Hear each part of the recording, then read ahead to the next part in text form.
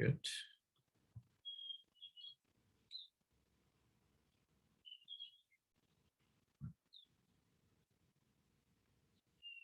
Okay, can everybody see that?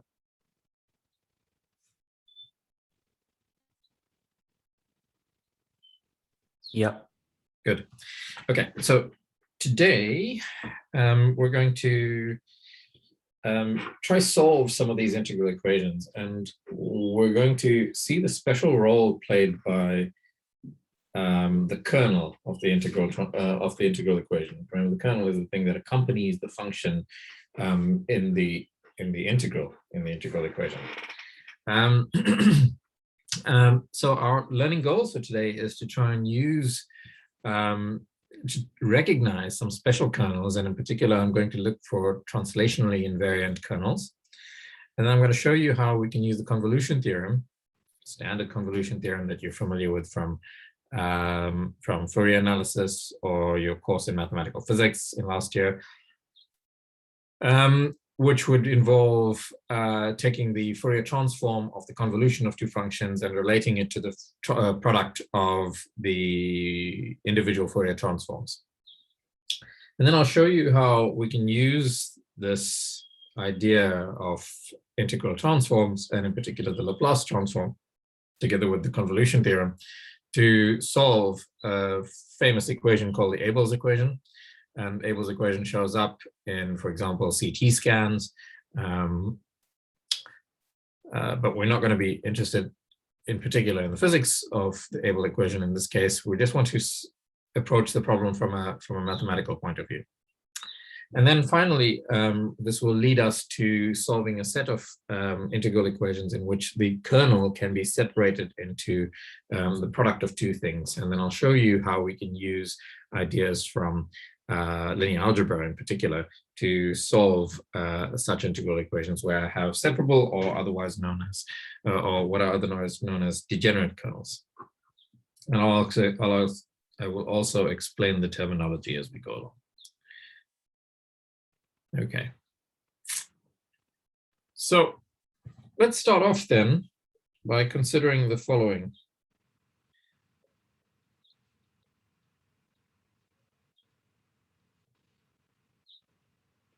The following inhomogeneous Fredholm type 1 integral. So this is an inhomogeneous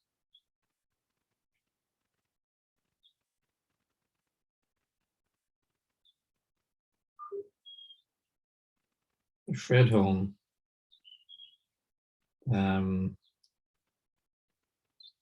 and type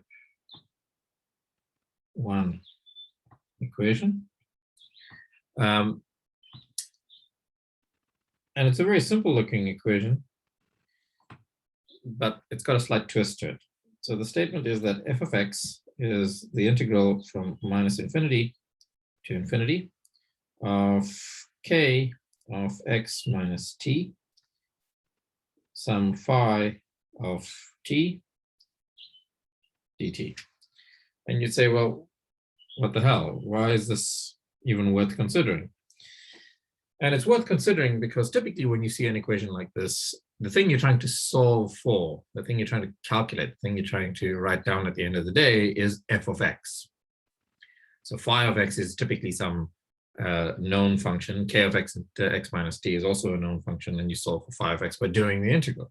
The twist here is that this guy, f of x, is actually the known function, a known function.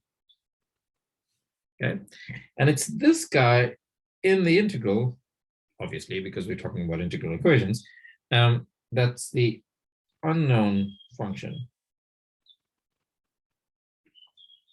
Okay, and the thing to notice here is that the integral kernel, k of x minus t, is translation invariant. Right? So if I shift t along, this x minus t takes care of that. So this is a translation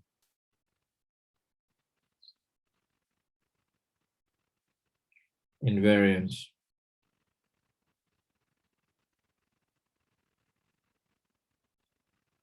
integral kernel. So this is the first type of integral equation we want to consider, is when my integral kernel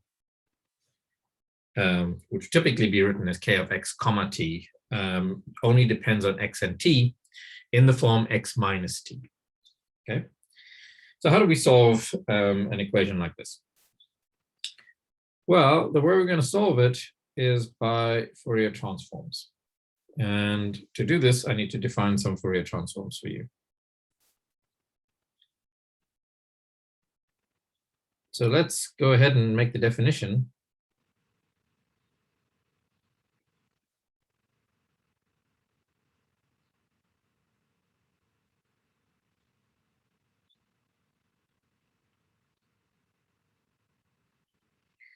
I'm going to call capital F of omega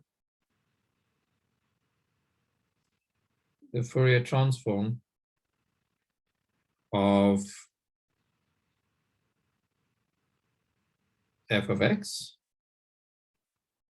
Let's call k of omega the Fourier transform of little k of whatever its argument is. And I'm going to call capital phi of omega the Fourier transform of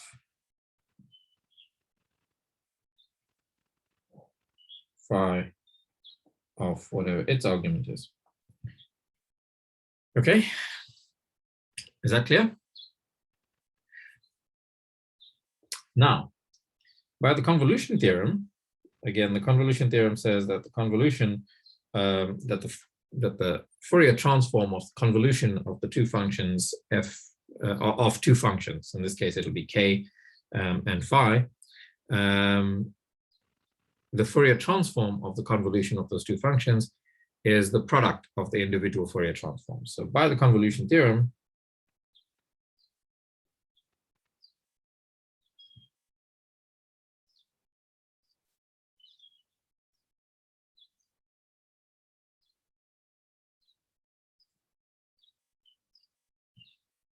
we know that we can write f of x as the integral of the real line of capital K of omega phi of omega e to the minus I omega x, and I'll integrate with respect to omega. As an exercise, I would like you to convince yourself of this fact using the convolution theorem.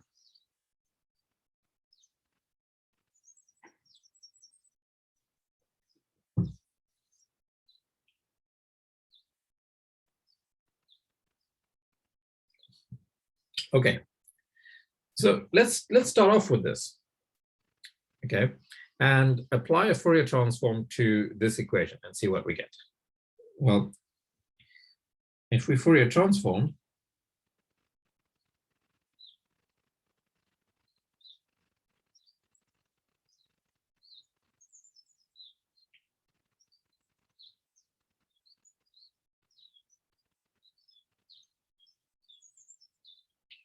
we find that, and with my normalizations, so 1 over root 2 pi integral minus infinity to infinity f of x, this is the left hand side, e to the I omega x dx will define for me the Fourier transform of the left hand side. So this guy here will be exactly what I'm calling capital F of omega. On the right hand side, I will get 1 over root 2 pi integral minus infinity to infinity, this e to the I omega x. And now I have the other integral that I started off with, which goes from minus infinity to infinity. K, it was called omega previously, but it's a dummy variable, and I want to distinguish it from the omega I'm using on the left-hand side. So let's call it omega prime. Omega prime, capital phi of omega prime e to the minus I omega prime x, and I'm integrating first with respect to omega prime and then with respect to x. Okay. Okay, so the inside integral is done with respect to omega prime. The inside integral is done with respect to omega prime. I'm going to change the order of the integral, and I'm going to take out the things that involve omega prime and only keep the things that involve x inside. So if I go to the next page, this is 1 over the square root of 2 pi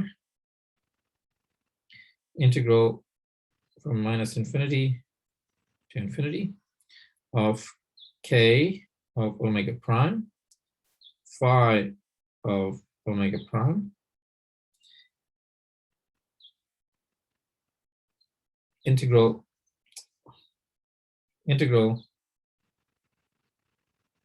from minus infinity to infinity, e to the minus I omega prime minus omega times x, making that up, times x. Integrate first with respect to x, then integrate with respect to omega prime. So all of the stuff inside here, in this integral, is nothing but the Dirac delta function. So this is delta of omega prime minus omega. That's nothing but the Fourier transform of the delta function up to a factor of 2 pi, which I don't really care about because I'll keep track of it just now. So this comes out to be square root of 2 pi.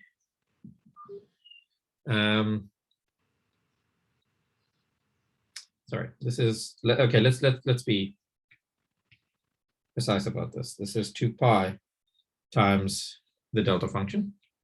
So this comes out to be the square root of 2 pi, one factor of the root 2 pi cancels, integral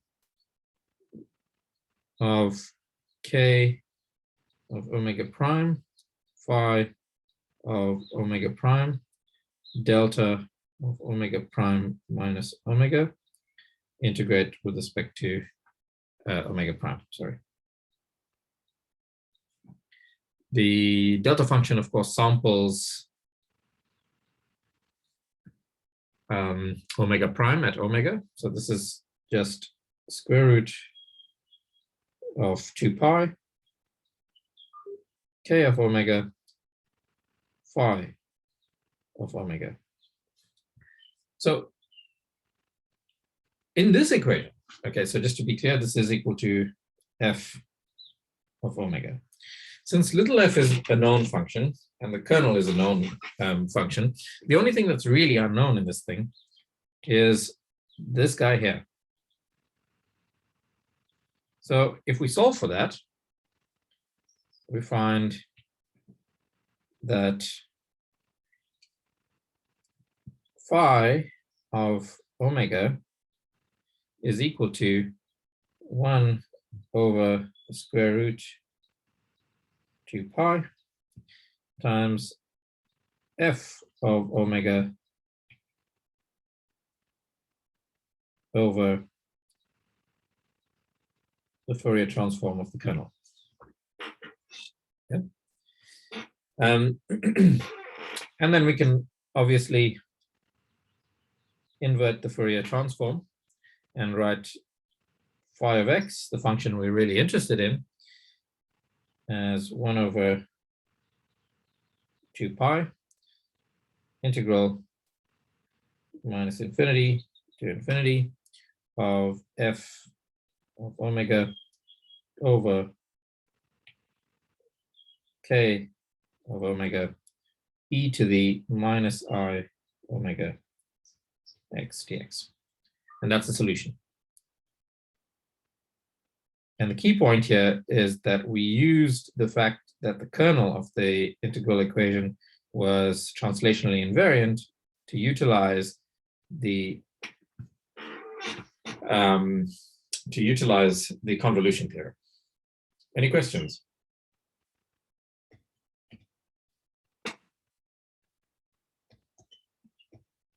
Is that clear to everybody?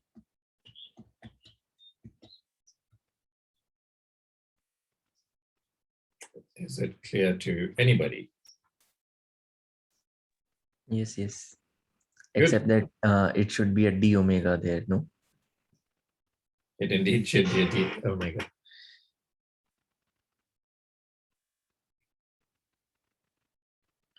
Very good. Okay, so that's the solution of type 1 Fredholm inhomogeneous Fredholm equations using the convolution theorem and well, using the Fourier convolution theorem. This method of utilizing the convolution theorem with translationally invariant kernels is not just restricted to Fourier transforms. One can also use it for Laplace transforms. So let me show you with a very nice example that comes from the field of gosh, I guess this is optics. So essentially this derives from the problem of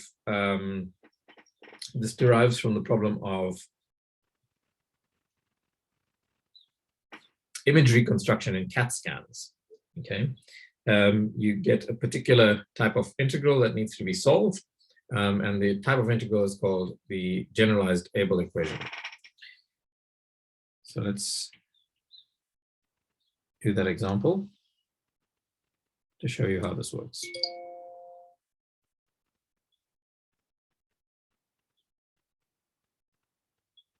So the generalized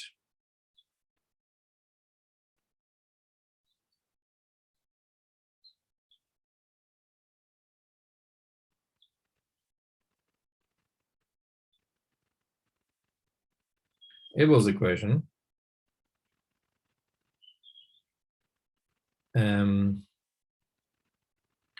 which reads f of x equal to the integral from 0 to x sum phi of t over x minus t to the alpha for some alpha dt, and where that parameter alpha is some number between 0 and 1, is a type 1 inhomogeneous Volterra equation, and it's Volterra because one of the limits of the integral is not fixed. It's inhomogeneous because of this f of x term here, and it's type 1 because the phi of x only occurs inside the integral. So this is a type 1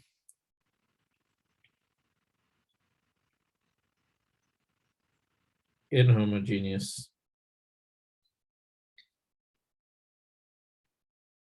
Volterra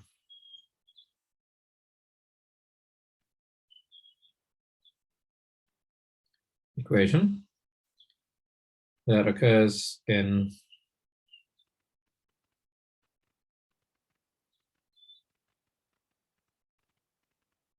can be found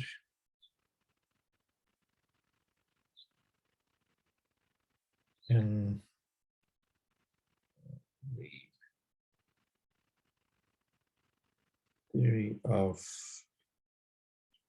CAT scans.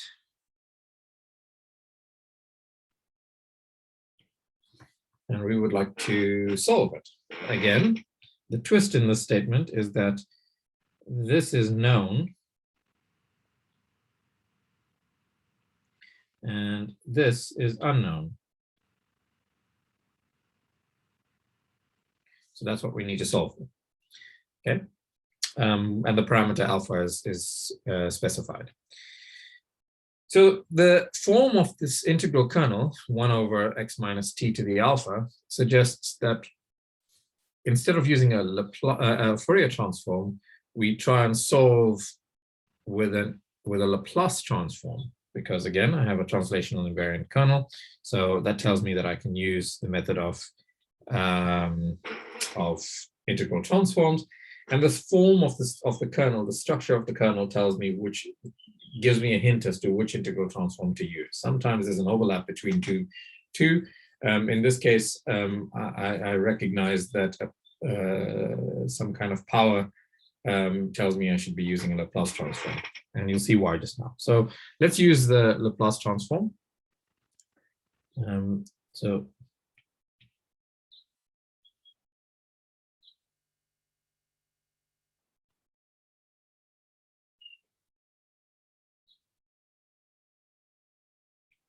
and I want to use the Laplace transform on the whole equation, and I'm going to denote the Laplace transform by this curly L, acting on f of x. So this is the usual story here. The Laplace transform is an integral transform. There's an integral involved with f of x and some x to the power that is captured in this curly L. Okay. And if I apply the Laplace transform to the left-hand side, then I apply the same Laplace transform to the right-hand side. The right-hand side is the integral from 0 to x phi of t over x minus t to the alpha dt. And now I can use the Laplace version of the convolution theorem to write this as the Laplace transform of x to the minus alpha times the Laplace transform of phi of x.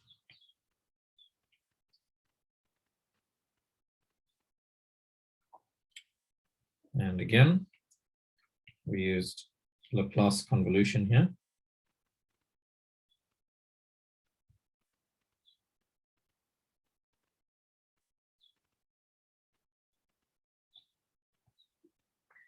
To write it like that. You should convince yourself that this is true. But the upshot here is that I can then solve for the only thing that's unknown, which is the Laplace transform of the function I'm looking for, phi of x, and write this as the Laplace transform of phi of x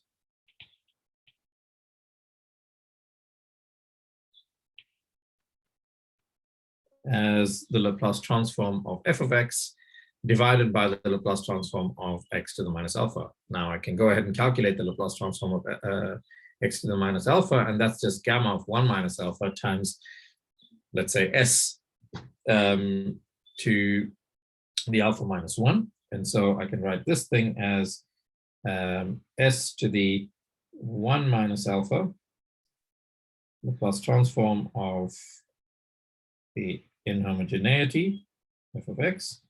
All of that is divided by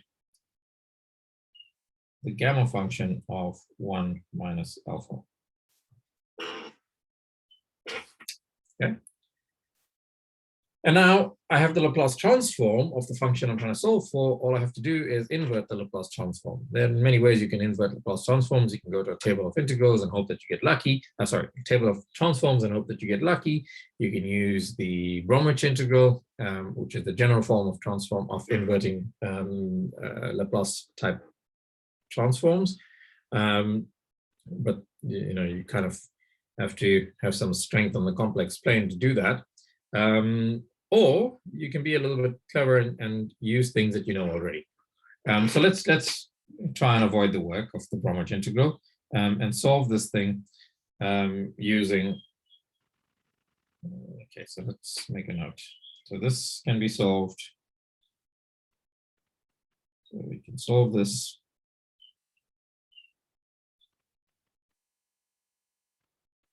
by the Bromwich integral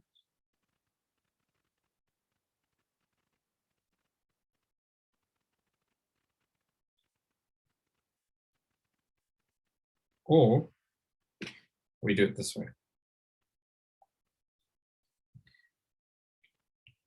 if I start off by dividing through by S on the left-hand side and the right-hand side,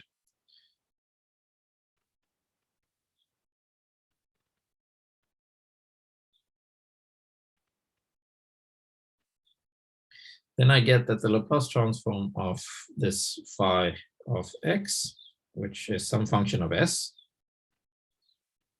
divided by S, is S to the minus alpha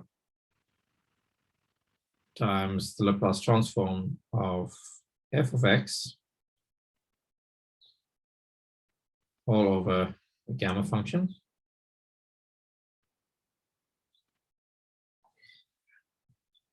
But I know that S to the minus alpha is the Laplace transform of something. In fact, it's the Laplace transform of x to the alpha minus 1 divided by gamma of alpha.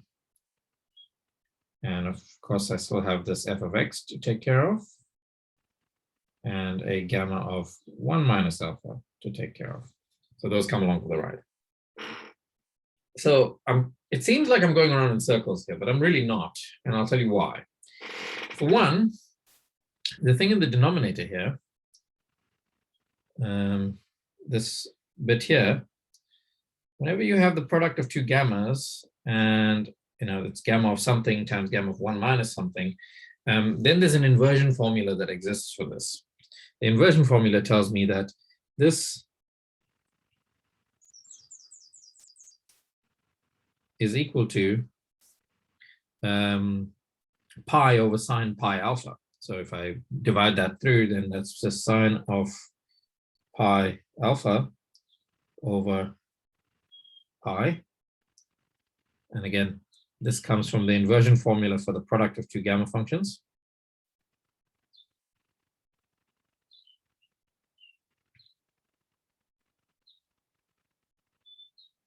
You can go look up if you so choose. And then what's left is the Laplace, is the product of two Laplace transforms. But I can write the product of two Laplace transforms as the Laplace transform of an integral of a convolution, again, by the convolution theorem. So this is just the Laplace transform of the integral from 0 to x of f of t x minus t to the 1 minus alpha dt. And this is using the fact that the Laplace transform of f of x times the Laplace transform of g of x is equal to the Laplace transform of the integral from 0 to, let's say, t of f of t minus, let's say, z, g of z dz.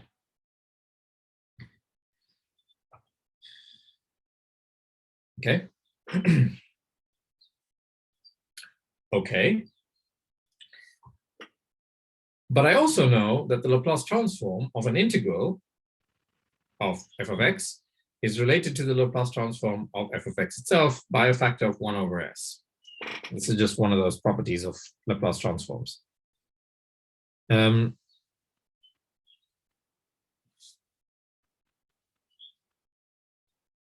So I can write the right-hand side then.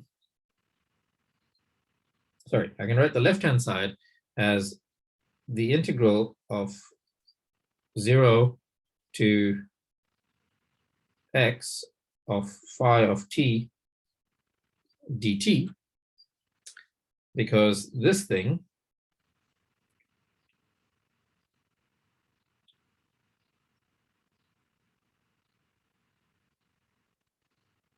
uses the fact that the Laplace transform of the integral from 0 to t of f of x dx for some function f of x is equal to 1 over s times the Laplace transform of f of x. So we've just identified that on the left-hand side, we have Laplace transform of phi of x over s. So that must be the same as the Laplace transform of, that must be the same as the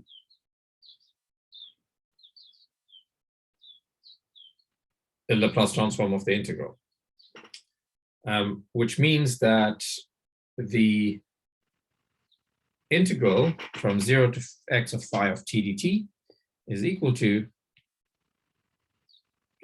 sine of pi alpha over pi times the integral of, the integral from 0 to x of f of t over x minus t to the 1 minus alpha dt.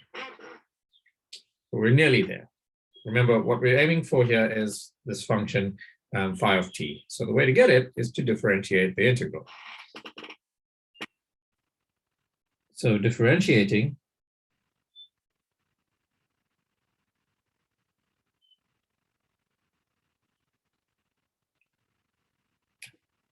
we find that the derivative of the integral is, of course, the thing sitting inside the integral, evaluated at the free endpoint, that's phi of x. And on the right-hand side, there's nothing we can do, really, until we specify what this function f of x is. So I can write down a formal expression that, this is d by dx of the integral from 0 to x f of t over x minus t to the 1 minus alpha dt. And that is the solution of the Abel equation, of the generalized Abel's equation. Any questions?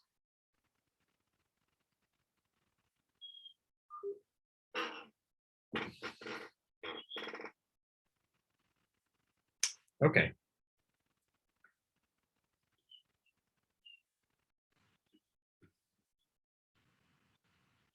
All right, so let's proceed then. So that's what you do when you have a separable kernel.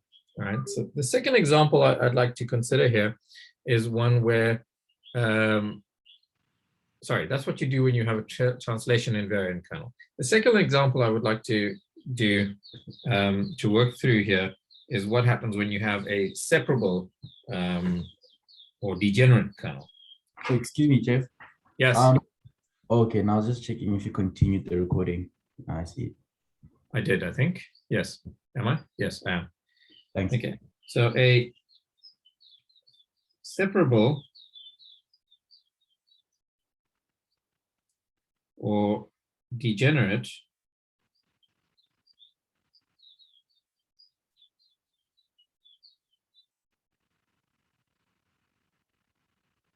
kernel is one that can be put into the following form.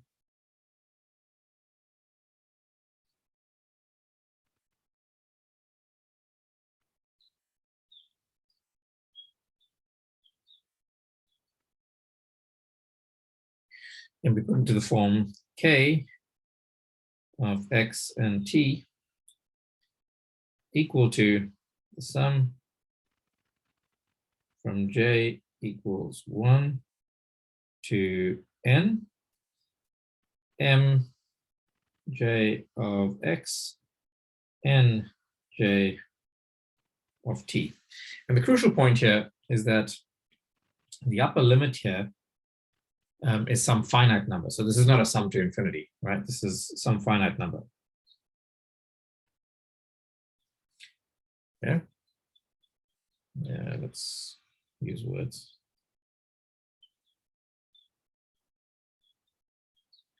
And that's important. Okay, so let me illustrate then some examples of what I mean by a separable kernel.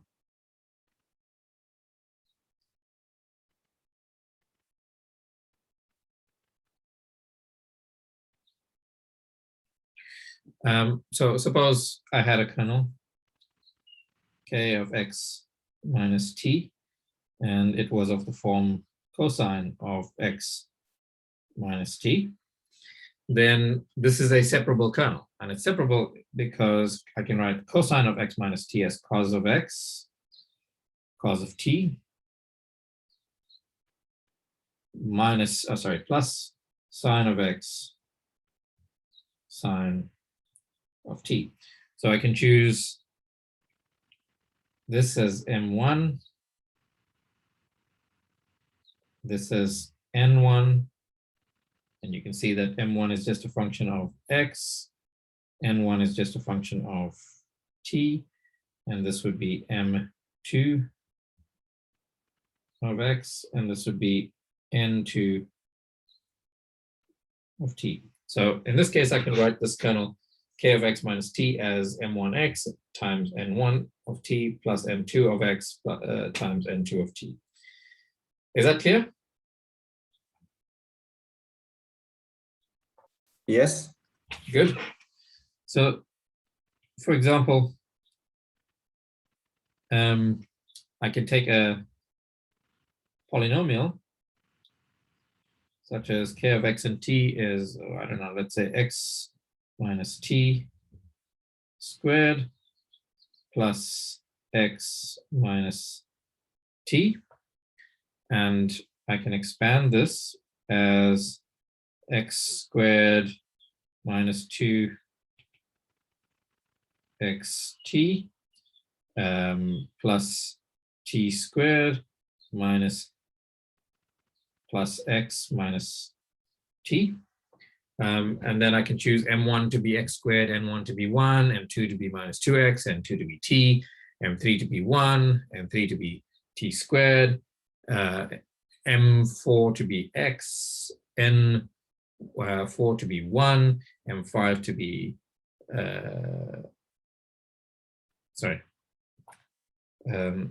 m1 to be x squared, n1 to be 1, m2 to be minus 2x, n2 to be t, m3 to be 1, n3 to be t squared, etc. Right? And what's clear here is that A, the number of m's and n's I need is finite, right? And B, this choice is obviously not unique. Okay, I can choose it in many different ways.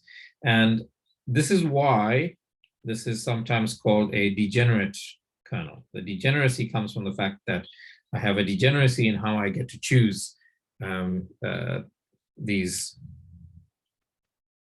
choices for m and n. So for example, here I can choose m1 of x equal to x squared and n1 of t equal to 1, etc.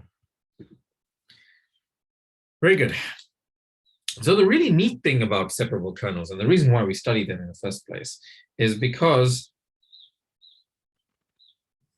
I can relate separable kernels and the integral equation. I can transform the integral equation involving a separable kernel into an eigenvalue equation, which allows us to use some of the tools from linear algebra to solve the equation. So for example, let's consider the following. So consider the following type 2 Fredholm equation with a separable kernel. Okay, so I'm going to write phi of x, and this is a type 2 equation. So phi is going to occur inside and outside the integral, and it's an inhomogeneous equation, and that's what this f of x is doing there, plus some parameter lambda, integral, it's Fredholm, so fixed boundaries, a to b. And now I have some k of x and t, and I'm going to assume that this k of x and t is a separable kernel, so I'm going to write it directly as the sum from j equals 1 to n of m j of x n j of t, as I said I was going to do, and then I'll multiply this whole thing by phi of t and integrate with respect to t. Okay, so clearly the integral is involving just t, which means that I can take out all of the stuff involving mn, I can take out all of the stuff involving m outside of the integral, right? So I can write this thing as f of x plus lambda times the sum over j of this mj of x, and still inside the sum I have some integral from a to b with respect to t of nj of t phi of t dt. So I'm integrating out all the t dependents. So let's call this thing here, which as far as t is concerned is constant. Let's call this Cj.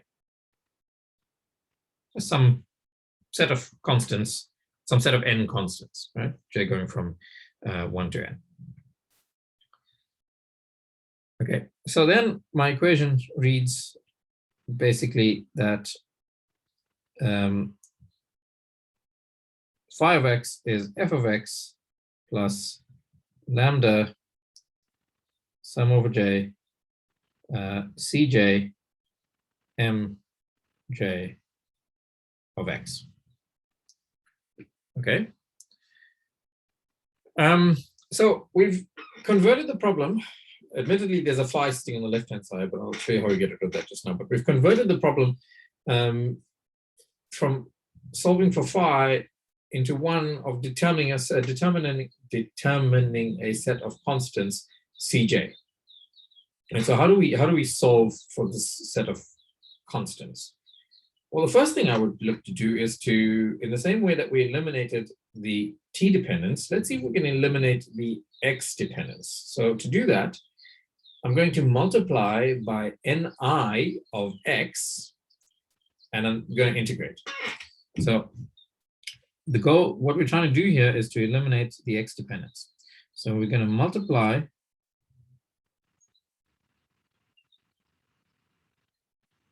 by ni of x and integrate with respect to x. All right, and then I'm going to define the following.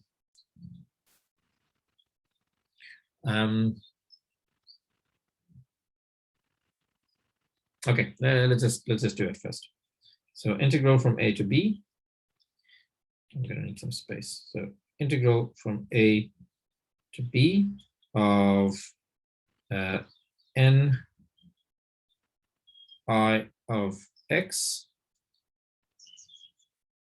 phi of x dx is equal to integral from a to b of n I of x f of x dx plus lambda times the sum over j cj integral from a to b mj of x n I of x dx. Okay. Now let's make some definitions to neaten this up a little bit. I'm going to call, well, I don't have to call, I've already called it before. This is nothing but another ci, because x is a dummy variable. On this side, let's define let's define this thing to be bi. Again, I've integrated out all the x dependence, so this is just another set of numbers. And then in here, I have another set of numbers, but it's actually a matrix of numbers, right? So let's call this guy Aij.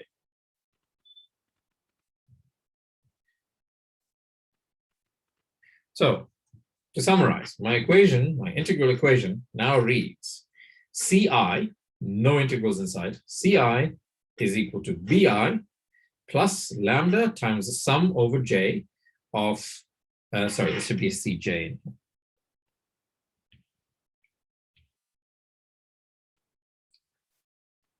Plus, so again, Ci is Bi plus lambda sum over j of Aij Cj. Is everybody with me? Yep. So, is everybody taking this down?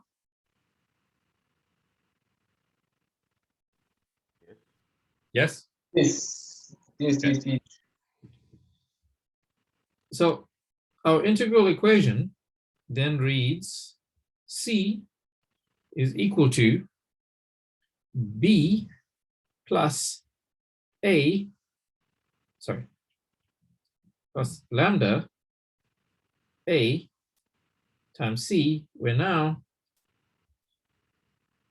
A, B, and C, sorry, where now B and C are vectors and that have components Ci, and capital A is a matrix with components little aij. So our integral equation has been transformed into a vector equation. And of course, I can then go ahead and solve for the vector C.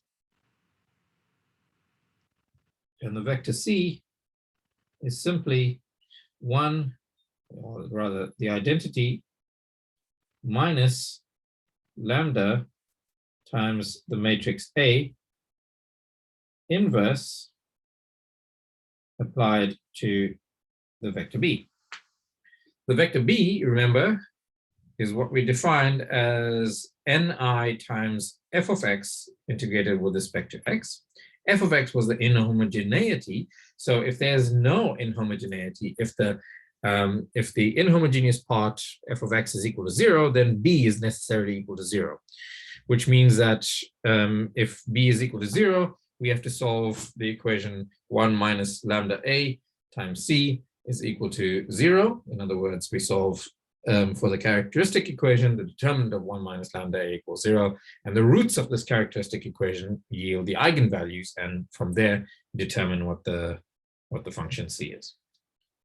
I think this is a pretty neat thing to know, that you can take an integral equation, convert it into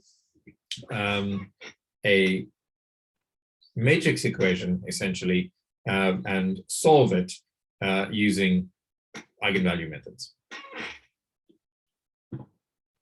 Let me do an example to illustrate how this works.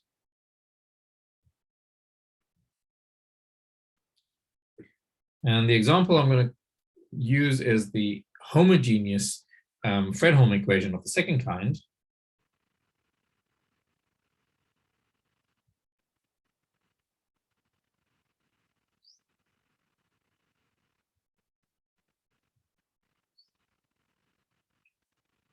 Phi of x equal to lambda integral from -1 to 1 of t plus x phi of t dt. Okay. The kernel is t plus x, so I'm going to define m1 as 1, n1 as t, m2 as x, and n2 as 1. So this leads to m1 equal to 1, n1 equal to t, m2 equal to x, and n2 equal to 1. And it also follows from here, using the definitions of m and n and a's and b's, that b1 and b2 are 0. Obviously, there's no inhomogeneous term, but a11 and a22 are also 0, or by direct calculation. So b1 and b2 are 0. The matrix A can be written explicitly as 0, 2/3, 2, and 0.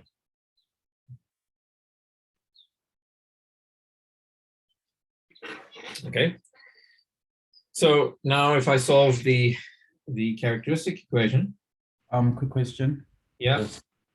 Okay, two questions. First one is, how are we getting M1 and N2 being equal to 1s? And then also, how is B, oh no, B0, because we do not have An F. a second. Yes, we don't have an F. Okay. And then the ones, where are they coming from? So you only have one question? Yes, turns out it's just one question.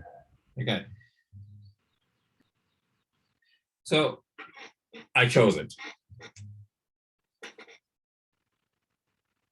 Okay. That's the point, right? Is that I have to take my kernel and I have to split it up into just a function of t and just a function of x. How you choose that function, as long as you're consistent, is totally up to you. That's why it's called a degenerate kernel. Okay? Okay. Okay. So the characteristic equation for this is 1 minus 4/3 lambda squared, which means that lambda is equal to plus or minus the square root of 3/2. And from here, I can then go back to my definitions and find that I get two solutions. Phi1 of x is equal to root 3/2 times 1 plus root 3x. And this is true for the plus sign.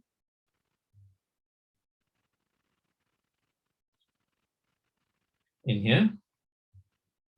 And phi2 of x is equal to minus root 3/2 times 1 minus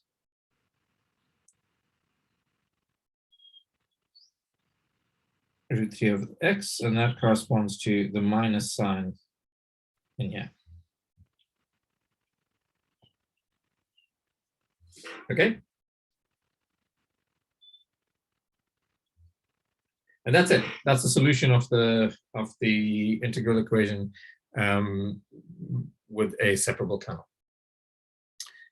All right, so I want to stop here today. Sorry. Okay, hold on. Could you please go back? Yes, I can. Give me 1 second.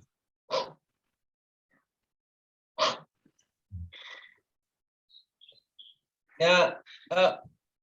So for the most part, I was just writing down whatever we were doing here, and I'm still gonna go through it later. So could you just please explain the whole point of this example? What am I explaining? Like the whole point of this example, because for the most part, I was just writing down notes, and then I'm gonna go through it later. Wait, the whole point of what? Of this example. So what were we trying to find? Okay. Okay. Here's an equation. it's a particular example of a sorry, I lost my screen.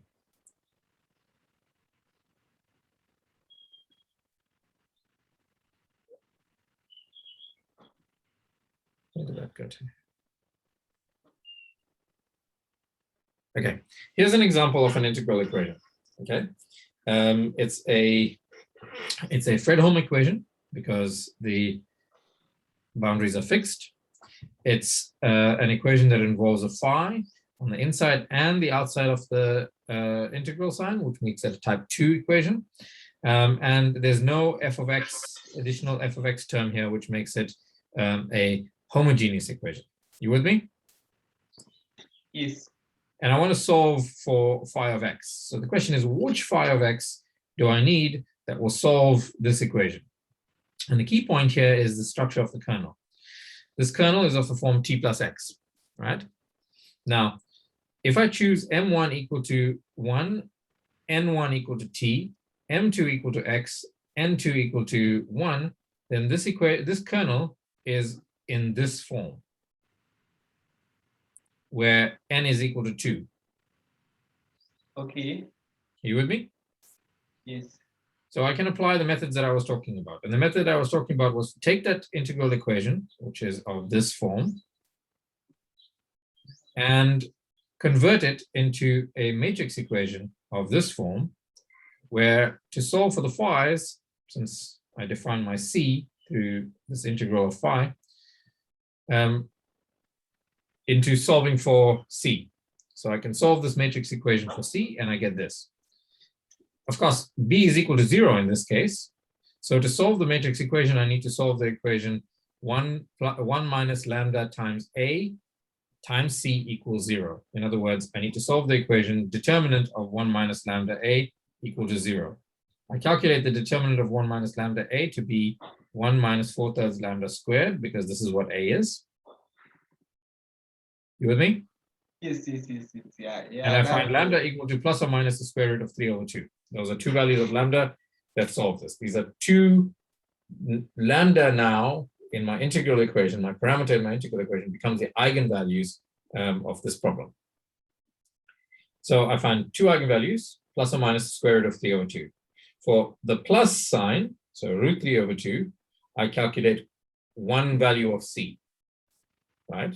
Those will be the eigenvectors, the eigenvector components. I calculate one eigenvector. I then use that to calculate the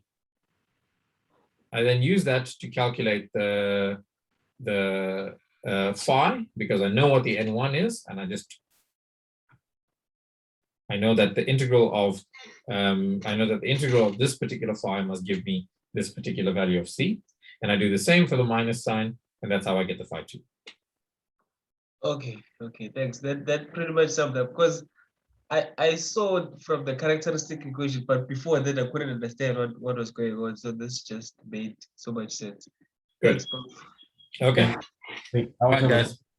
Also a question. Yeah. So then the entries of the matrix are then found by integrating different combinations of m and n.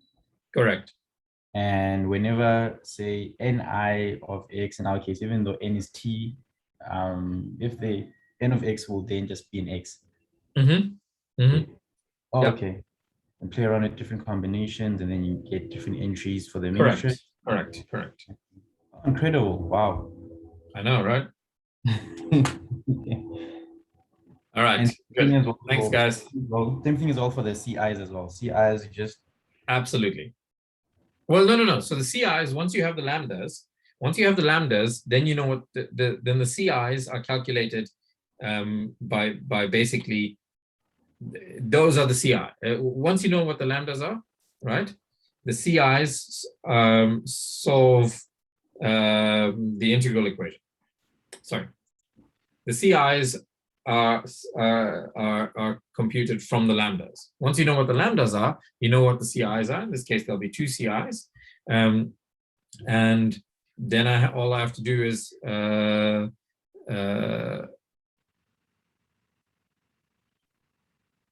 do the integral basically, but it's a straightforward integral at that point.